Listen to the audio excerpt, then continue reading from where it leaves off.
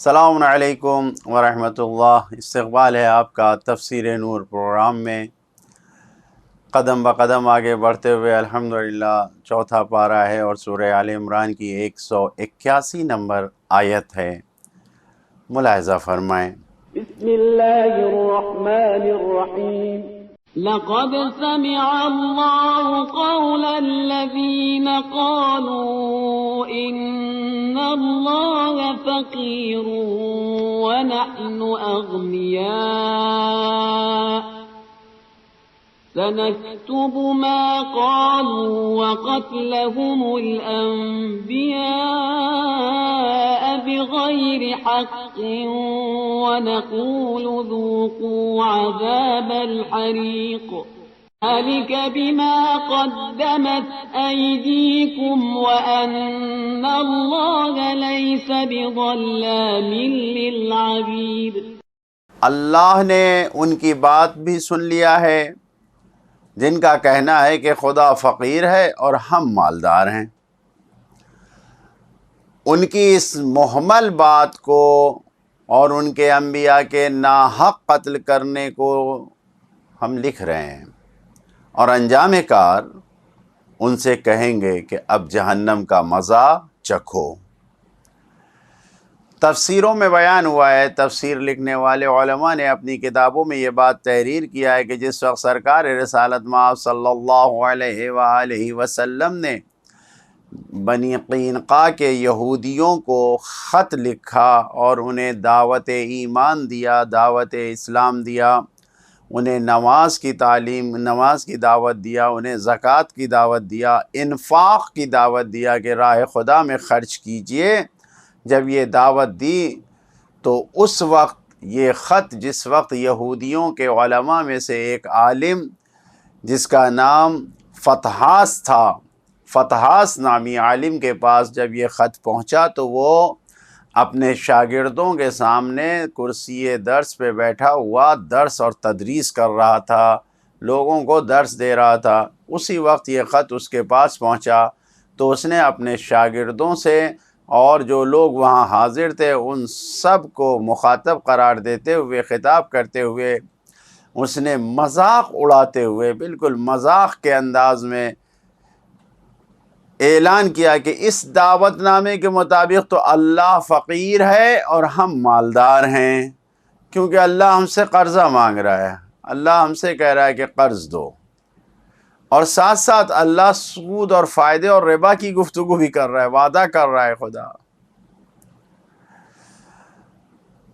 سرکار رسالت مآب صلی اللہ علیہ وآلہ وسلم کے زمانے کے یہودیوں سے خداوند عالم نے خطاب کرتے ہوئے یہ کہا ہے کہ تم نبیوں کے قاتل ہو، کیونکہ اس زمانے کے موجودہ نبی کے زمانے کے موجودہ یہودی اپنے بزرگوں کے، جو ان کے پشتوں نے کیا تھا، ان کے بزرگوں نے کیا تھا، نبیوں کو قتل کیا تھا، تو وہ نبیوں کے قتل کرنے سے راضی تھے۔ تو کیونکہ وہ اپنے بزرگوں کے کاموں سے راضی تھے، لہٰذا ان کو بھی خداوند عالم نے کہا ہے کہ یہ بھی نبی کے قاتل ہیں۔ وَقَتْلُهُمُ الْأَنْبِيَاءُ،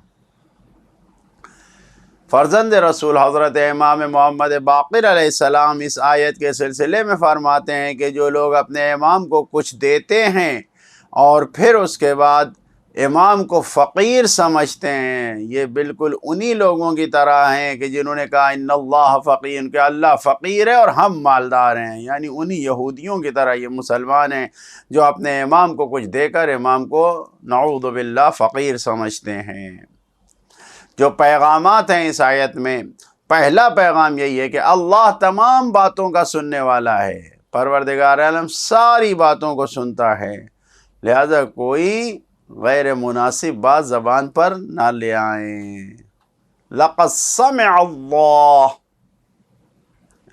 دوسرا پیغام، جہالت، غرور اور انسان کے لا علمی کی کوئی حد نہیں ہے، کوئی انتہا نہیں ہے، یہاں تک کہ عاجز و ناتوان محتاج بندہ ہے، اس کے باوجود یہ کہتا ہے کہ اللہ فقیر ہے، ہم مالدار ہیں، ایسی باتوں کو کرتا ہے۔ ان اللہ فقیر ونحن اغنیاء۔ تیسرا پیغام، خود کو غنی اور بے نیاز سمجھنا، یہ اللہ کے احکام کی نافرمانی کرنا، اس کے احکام کا مذاق بنانے کا میدان فراہم کرتا ہے۔ یعنی انسان مذاق بناتا ہے، مذاق اڑاتا ہے اگر انسان اپنے آپ کو بے نیاز سمجھے، غنی سمجھے۔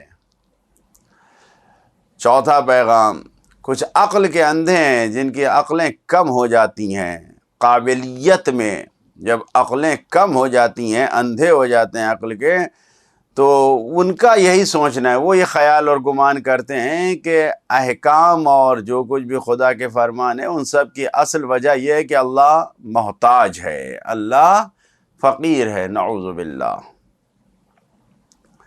پانچواں پیغام، تمام گفتگو، تمام رفتار، کردار، جو کچھ بھی انسان سے وجود میں آ رہا ہے، یہ سب کچھ لکھا جا رہا ہے۔ سَنَكْتُبُ مَا قَالُوا، سَنَكْتُبُ مَا قَالُوا۔ چھٹا پیغام، خدا کو محتاج اور فقیر کہنے کا گناہ نبیوں کے قتل کرنے کے گناہ کے برابر ہے۔ ایک گناہ خدا نے بیان کیا یہاں پر، قالوا ان اللہ فقیر، اور پھر کہا وقتلہم الانبیاء۔ ساتواں پیغام، ہر انسان کی گفتار اور رفتار کا معیار، یعنی اس کو سمجھنے اور سنجش کا طریقہ، اس کے ویلو نکالنے کا طریقہ حق ہے، حق سے سب کو سمجھا جاتا ہے، یہاں تک کہ نبیوں کو قتل کرنا بھی ناحق ہے، لہٰذا اس کی سخت سزا دی جائے گی۔ قتلہم الانبیاء بغیر حق، سب اعمال حق سے سمجھے جائیں گے۔ آٹھواں پیغام، انسان ہر کام کرنے میں آزاد ہے، اسی لیے ہر کام کی نسبت خود انسان کی طرف دی جاتی ہے۔ قدمت ایدیکم، جو تم نے خود بھیجا ہے۔ نواں پیغام، اللہ کی طرف سے سزا ملنا،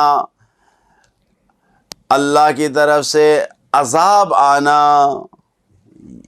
انعام ملنا، یہ سب عدل و انصاف پر قائم ہے، اور ہر عمل کی بنیاد انسان کا آزادی کے ساتھ عمل کرنا ہے، یعنی خود انسان کے علم میں، انسان کو معلوم ہے کہ وہ کیا کر رہا ہے، سب کا عدالت و انصاف پر قائم ہے۔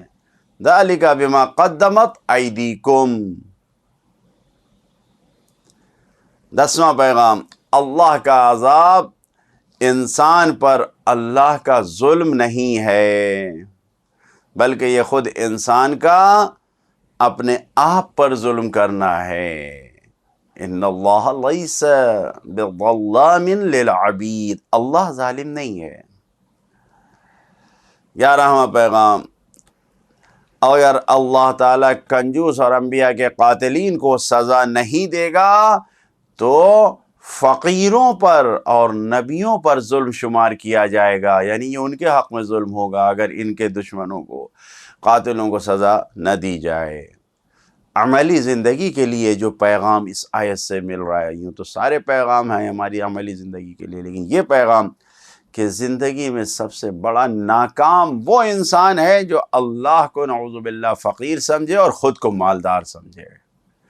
لہٰذا اگر زندگی میں کامیابی حاصل کرنا ہے، خود کو کامیاب بنانا ہے، تو ہر قدم پر اللہ کے محتاج بندے بن کر آگے بڑھیں، ہر قدم محتاج کی صورت میں آگے بڑھایا جائے۔ خداوند عالم کی بارگاہ میں دعا کرتے ہیں کہ خدایا ہمیں اپنے محتاج اور نیاز مند بندوں میں ہمیشہ شمار فرما۔ والسلام علیکم ورحمۃ اللہ وبرکاتہ۔